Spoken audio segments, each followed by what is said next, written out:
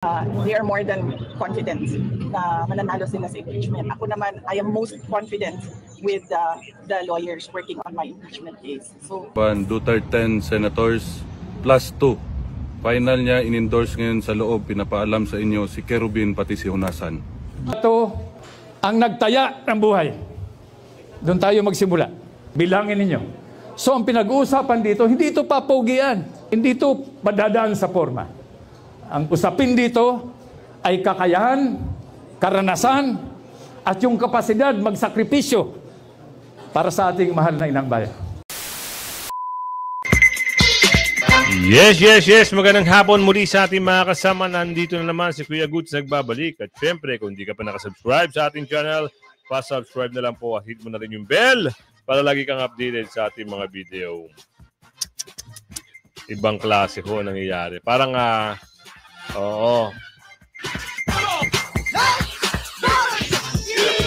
parang ganito.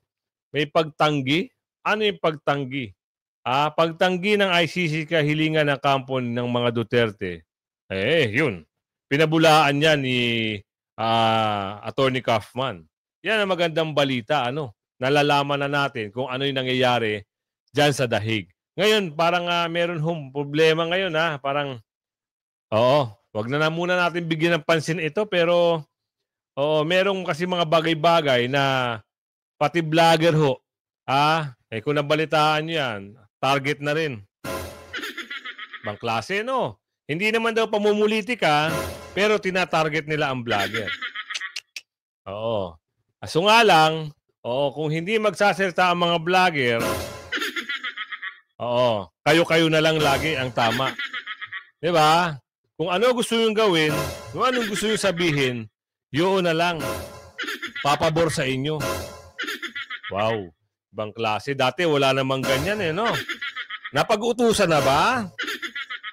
Eto. Mas maganda pag-usapan natin pero syempre bago natin simulan ang ating talakayan at reaksyon, sang likes, sang share, samahan mo ng subscribe at i-bell all nyo po para may notification kayo natatanggap. At i-like video, share agad. Eto, kampo ni Bibi Sara, tiwalang maipapanalo ang impeachment. Sigurado mapapanalo yan. Bakit? Wala na hong sustansya itong mga durobot kamera sa kamera. Yung mga bakulaw na nagtulong-tulong para ma-impeach si Bibi Sara. Wala na hong saysay yan. Bakit? Anong sabi? Diba? Pag pumasok na ang 28th Congress, lahat ng mga hinain ng 19th Congress, hindi na abante yan. Ito pa, pag nanalo na lahat ng PDP, Duterte, plus 2. Ngayon, mga kasama, meron hong pahayag. Iba ngayon ang pahayag na ibinitawan ni Congressman Pulong. Kababalita lang ho yan. Sino talaga ang iboboto nyo? Mamili lang ho kayo. Duterte plus 2 na may binanggit si Bibi Sara o Duterte plus 2 na binanggit ni Congressman Pulong. Pero, para sa akin ho, doon ako sa matapang. Doon ako sa mga sundalo. Doon ako sa mapagkakatiwalaan. Yan ang tutulong kay Tatay Digong at sa mga Duterte. Pero nasa inyong kamay pa rin, no? Liwanagin natin kayo ho ay may tamang pag-iisip na kung sino ang napupusuan nyo. Pero ipapasok ko mamaya yung video na yon na sinabi ni Congressman Pulong. Eto, ipasok mo. VP Sara Duterte tiwalang mananalo sa impeachment case. Batay sa pahayag ng kay VP Sara ng kanyang abogadong na malakas daw ho ang kanyang laban sa kaso. Yung Report, Madeline Villar, Moratillo.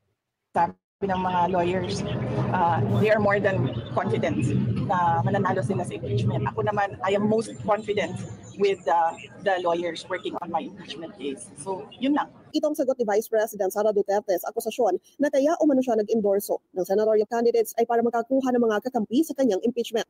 Giit ni VP Sara ang nag-trigger sa kanyang ginawang pag-endorso ng mga kandidato ay dahil sa nangyaring injustice kay dating Pangulong Rodrigo Duterte. tama nga naman. Ang aking impeachment, sinasabi ng mga lawyers, they are more than confident na mananalo sila sa impeachment. Ako naman, I am most confident with the lawyers working on my impeachment case. So, yun lang. Matatandaang hindi natalakay ng Senado ang impeachment laban kay VP Sara dahil na ihain ito sa kanila sa huling araw ng kanilang sesyon. Sabi ni Senate President Cheese Escudero, matatalakay na ito sa Hulyo. Sa pagbabalik bansa ni VP Sara, Sa Hulyo, ang tanong, nakapwesto pa ba ang mga bakulaw at dorobo? Ha, ha, ha, ha. Nasa mga Duterte ang huling halakhak. Oo, at yung mga bakulaw, na mga magtatalo na, baka hindi nyo na makita. Wala nang appearance yan. Di ba nagtulong-tulong pa yan? Ilan yan? Meron taga Batangas, meron taga Quezon, meron taga Zambales, meron taga La Union, meron taga Pampanga, meron taga Laguna, meron taga Surigao, meron taga Maynila, meron taga Antipolo, meron taga Marikina, meron taga Abra. Halos lahat po. Halos lahat ng mga bakulaw sa Kamara ay pinagtulong-tulungan si VP Sara. Oo, sa tingin nyo, mananalo pa kayo? At doon sa mga nagsipirma, kilala na ho kayo ng mga taga-distrito nyo. Di ba? Ngayon, ito, meron nag-iiyak sa Cebu. Kilala nyo ba yung Garci ba yun? Nag-i-speech, nagtatalumpati. Kahapon, ata ng gabi nung isang araw. Nagsasalita. Ang sinisigaw ng tao, Duterte, Duterte, Duterte. Ang matanda, pahiya. Napahiya ang matanda. Kilala nyo, taga Cebu. Gobernador. Tapos nagpapamilit magpapicture sa mga tao. Walang pumapansin eh. Traidor ka kasi. Taga Cebu. Mamili kayo ng gobernador na iboboto nyo.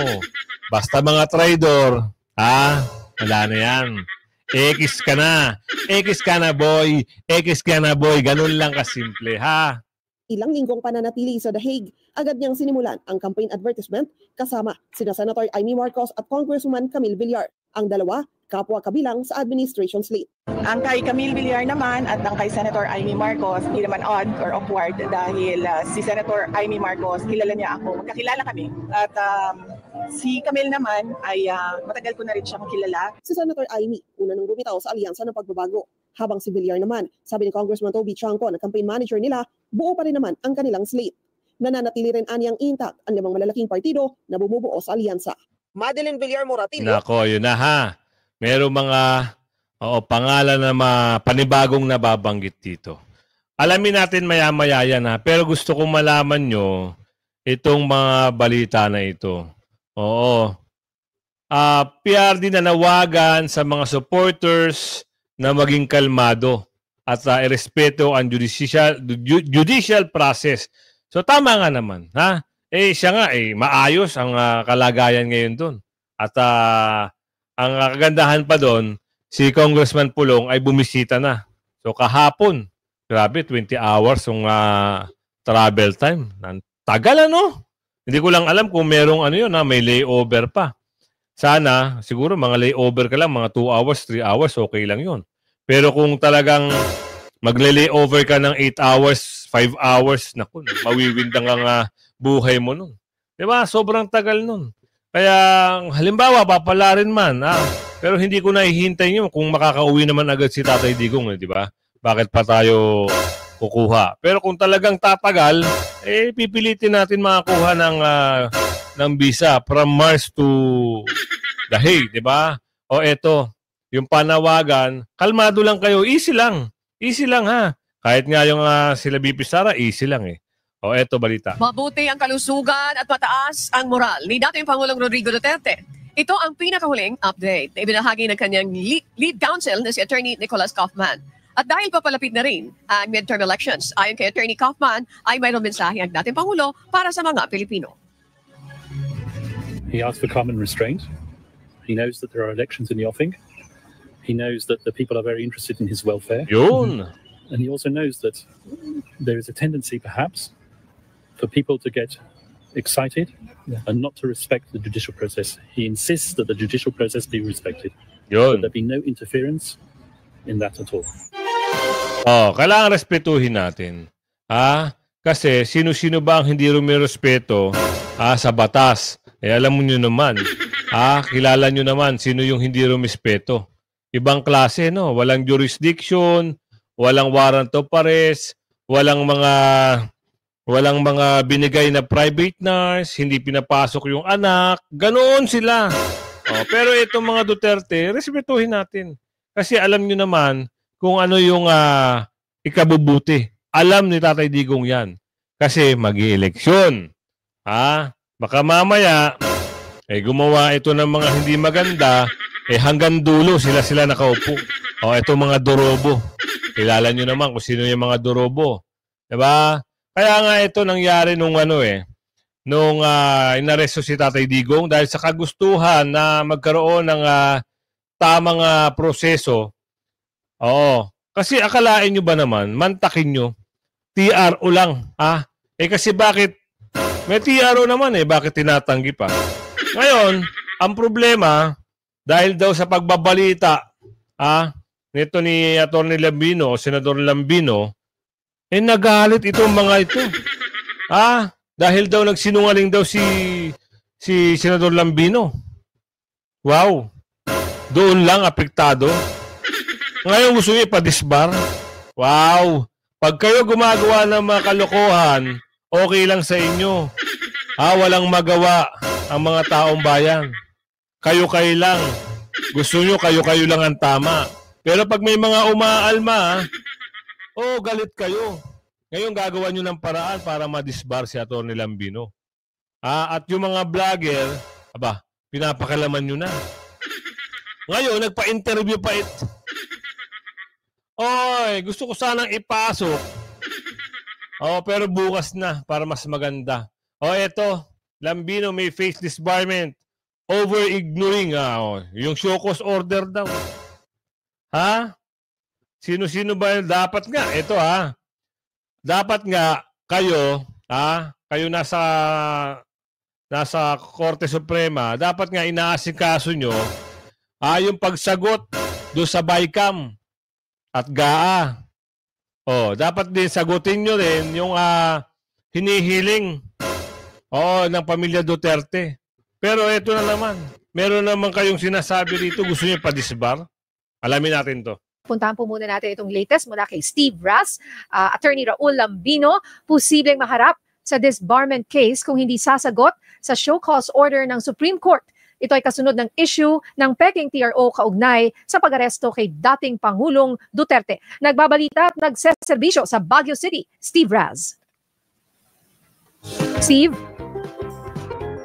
Yes, din niya kinumpirma ng Korte Suprema na wala pa silang natatanggap na sagot mula kay Atty. Raul Lambino matapos itong issue ng shows. Paano naman magkakasagot? Nangangampanya.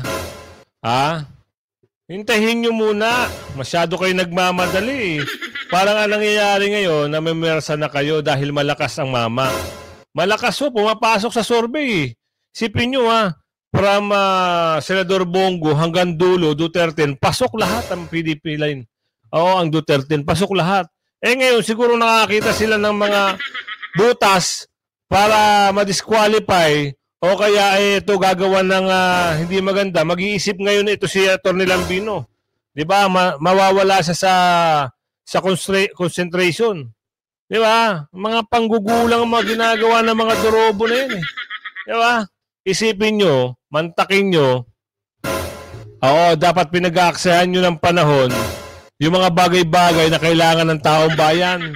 Hindi, puro panggigipit na naman. Mga Dorobo kayo. Gagamitin nyo pa yung mga kapangyarihan nyo. Wait lang kayo. Wait lang, matatapos din ang eleksyon. Pag nakapasok yan si Atty. Lambino, ewan ko pa. Ewan ko na lang. Kung masasabi nyo pa yan, baka mamaya kayo ang matanggal sa pwesto. Ang kukulit nyo. Puro kayo pamumulitika. Sabi na Aling Ledesma. Pagtanggi. Ito ang pagtanggi ng ICC kahilingan ng kampo ng mga Duterte, pinabulaanan. Ito mas maganda. Tama, mapakinggan nyo to. Dahil may sinungaling dito na babaita. Yung hiwalay ang ngipin at makapalampes. Kilala nyo ba yan kung sino yan? Walang kahilingan na tinanggihan. Ito ang binigyang diin ni Attorney Nicolas Kaufman, lead counsel ni dating Pangulong Rodrigo Duterte. Kaugnay ito ng mga ulat na nagsasabing tinanggihan ng International Criminal Court o ICC ang umano'y hiling ng kanilang kampo na limitahan ang partisipasyon ng mga biktima ng madugong drug war sa ginagawang investigasyon. Aniya hindi sila nagsumite ng ganitong kahilingan sa ICC, nataliwas din sa mga kumakalat na impormasyon. Well, this whole thing about the judges rejecting my proposal, that never happened. All that happened was that there were two activist victims representatives by the names of Joel Butayan and Christina Conti, who made all sorts of assertions in the press that I had asked to restrict victims' participation in the process by limiting the ID documents that could be used. That never happened. Grabe, no? Oo, yung nabanggit na babae, fake news pala. Wala naman palang ganun na sinabi ng... Oo, eto, abogado to. Abogado, international lawyer. Eh, ikaw... Oh, babae, walang ngipin. Ano alam mo? Naintindihan mo ba yung sinabi mo? Wala naman palang ganun eh. Alam mo, ang mga Amerikano, ibang lahi puti, hindi yan sinungaling. Oo. Hindi ko alam. Saan mo nakuha yung statement mo? Pinagkalat mo pa. Pures of the anak ka ng bugi. Balik ka doon sa bundok. Baka hinahanap ka na ng mga kasamahan mo doon. Diba? Pero kung ganito lang ng ganito, ang usapin, puro na lang kayo kasinungalingan, eh hindi maganda yan. Diba? Tandaan nyo mga kasama, May 12, next month, ilan days na lang. 23 na ngayon, 7 days na lang, Mayo na. So 1 week. So, bibilang pa ng 12 araw. Expect natin 2 weeks. So, 3 weeks na lang. Mag-prepare na kayo. Ilista nyo na. Duterte plus 2. Hindi ko lang alam kung ano yung plus nyo doon. Kasi merong babanggitin dito si Congressman Pulong kung sino yung dalawa. Sa inyo, nasa inyong kamay naman yan eh. Basta ako, sabi ko nga sa inyo, sa katapusan ng April, yung isa... Parang gusto ko na rin ata yung dalawa matanggal eh. Parang ipapalit ko na lang ata yung dalawa eh. Kasi ito patalasan na lang kasi ng isip to ano. Pagandahan ng pag-iisip, pananaw. Ano ba yung tumatakbo na ito? Meron kasing boses din yun eh. Yun ay nakipaglaban din dati. 'Di ba? Naranasan niya rin bardagulan nung panahon ng ano. Sila yung mga, pag ito, matapang to eh. Lalo na yung dalawa. O yung isa, nakita ko na rin yung tapang nun. Parehas sundalo. Di ba? Bakit hindi natin subukan, mga kasama? Bakit hindi natin subukan? Ako, kasi, inendorso nga. Magulo nga, magulo. Sabihin ko na sa inyo, magulo.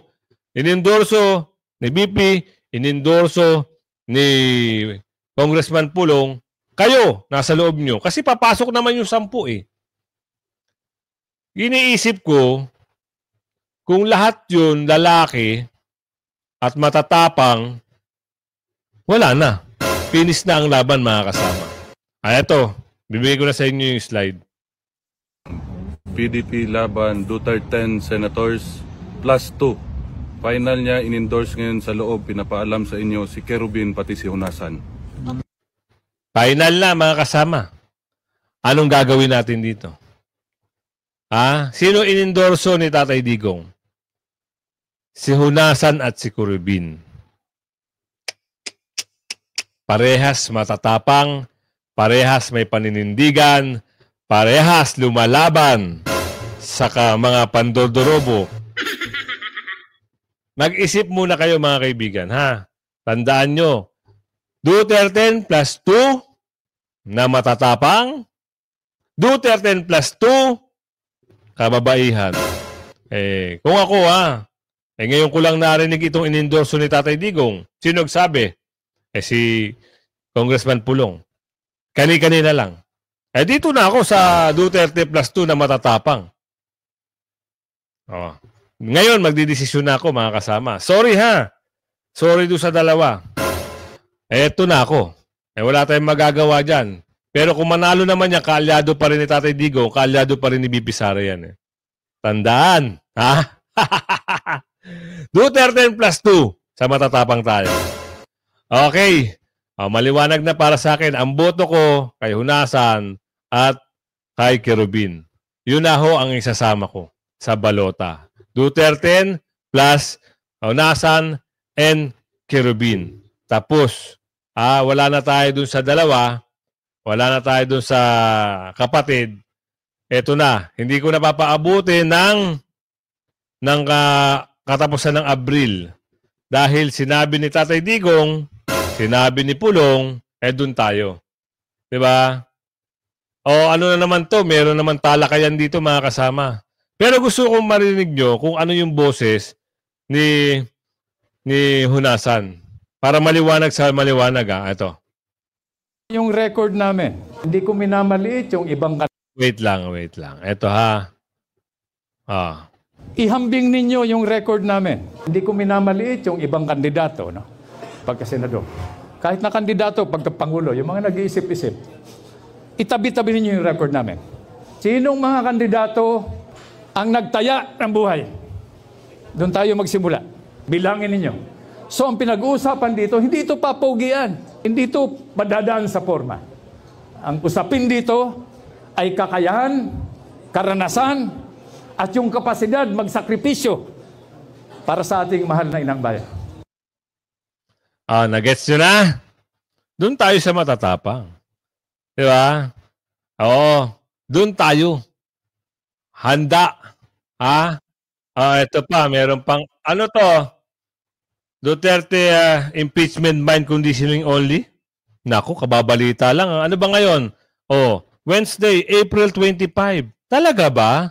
Ano naman ang usapan dito? Ano laman ng mga bagay-bagay dito? Bigay natin yung ito ha. So kung maliwanagan kayo dito sa balita na ito. Duterte's optimism on impeachment, mind conditioning only. Talaga ba? Puro na lang kayo ganyan. Puro ganon. Pag kayo ay naninira sa mga Duterte, okay lang. Ngayon, ito naman. Meron naman kayong pasabog, di umano. Ano na naman ito? Po sa Gising Pilipinas. Good morning, ma'am. Hi, good morning. Good morning, Doris. Good morning, Robert. Opo. Ma'am, ang sabi po ng mga abogado ng Vice Presidente ay maabsuelto. Kumpiyansa sila na maabsuelto yung mga kaso na isinampa laban sa Vice President. Yung mga reklamo na inihain laban sa Vice President. Your reaction to that, ma'am? Oo nga, narinig ko nga yung sinabi ng Vice Presidente, no? Actually, ang reaction namin dyan, hindi talaga papasa, no? Sa mga... lalo na kayo, hindi kayo paniniwalaan kasi taga-bundo kayo. Diba? Kilala niyo ba yung nagsasalita? Ayan yung yung bro. Yung Harlin. Yan ba yun? Yung mahilig, mga lampag, mahilig. Konting sa gobyerno, pupunta sa kalsada at mag-rally-rally. Magdadala ng napakaraming placard. Ngayon, baka maisipan nyo iboto yan Ay, naku, wag nyo isasama yan. Bakit? Taga-bundok ho yan. Marami ang kasama. Andyan na sila sa kamera. Buti na lang, nag-eleksyon. At nalaman ng taong bayan kung anong totoong kulay nila. Buti na lang, nakita at bistado na kayo. Sunod, wala nang mga left and right dyan sa kamera. Kasi, alam niyo ba sino nagpasimuno yan? Kung sino nangampanya yan? Marami yan. Kasabuatan ng isang senador. Isang senador din, left and right. Ay, dalawa ata. Dalawa na ata yung left and right doon. Huwag na sanang dumami, lahat matalo sana mamamayan yung mga sinasabi nila kasi hindi na ipapaliwanag yung mga peking pangalan, peking resibo, tapos kung saan talaga, no? Pinaldas yung pera ng taong bayan. Doon lang naman kayo nakatutok. Bakit hindi kayo tumutok doon sa confidential fund ng mga kasama mo at mga kasi nakaupo ngayon at hindi ka nakatutok dito sa budget ng 2025? Ubus na nga hindi nyo pinapansin. Bakit? Yan ang utos sa inyo. Oh, di ba? Kasi magkano? Oh, sabi ni Aling Marie dito, magkano kasi? Hindi nyo sinisilip yung mga project na wala naman pala. Ghost project, ika nga. Hindi nyo sinisilip yung reserve gold, asaan? Hindi nyo sinisilip yung PhilHealth Fund na napatunayan na dinorobo at ibabalik daw sa 2026. Bakit? Nakatuto kayo kala BP Sara at mga Duterte. Diyan kayo magagaling. Diba? Puro kayo mga pandodorobo. Akala nyo kayo malinis. Hindi ho. Wag na ho kayo magmalinis dahil kilala na kayong taong bayan, kayong mga taga-bundok. Ang sakit, di ba? Pero yun ang katotohanan eh. Kaya wag na ho kayong ganyan. Ngayon na naman, eto. Puro may conditioning. Nagsalita lang si BP Sara. In-interview kasi siya. O meron naman kayo rest back. Sino naman nag-utos niyan? Sasabihin nyo ngayon, pinipake news kayo. Kayo na naman ang una eh. Ano ba sabi ni BP Sara? Naniniwala lang naman siya na papanalo siya ng abogado niya. Ngayon, ikaw na naman, may conditioning na naman. Ang sakit nyo sa banks. O, lahat na lang. Meron kayong mga rest back, meron kayong rebut, meron kayong debunk. Wow. Totoo ba yan? Mga kasama, survey tayo. Naniniwala ba kayo sa babae na ito? Biruin nyo, nagsalita. In-interview kasi si BP Sara. Di ba sabi niya, okay, hindi naman ako lalabas dito, hindi naman ako mangangampanya kundi lang ginawa nila kay PRRD. Tapos tinanong siya ng isang reporter, meron banat agad itong taga-bundok na ito? Post na namin from the very beginning pa lang. Kaya tingin po namin, hindi po pwedeng maging confident kung hindi nga maipaliwanag. Talagang pinapaliwanag, ayaw nyo lang tanggapin. Sus Mariosep naman Maski COA, pinatunayan na. Maski ombudsman, pinatunayan na. Maski mga former justice, mga abogado sa Supreme Court, pinatunayan na. Kayo-kayo lang ayaw. Kasi, masakit tanggapin. Mapapahiya kayo. Lalo na pag may utos sa inyo na hindi nyo sundin. Diba? Doon lang tayo sa totoo. Hindi naman ho kayo papansinin ng Vice Presidente. Kayo lang ho nagpapansin. Bakit? Exposure. Diba? Baka manalo ko kasi mahal ho magpa-ere. Kaya sabi ko nga sa inyo, napakaswerte na naman PDP. Bakit? Anong tawag dito? Kinakampanya ko sila etong mga dorobo, kailangan nilang manira para ma-expose sila. Sama na ngayon sa pamamang kampanya nila.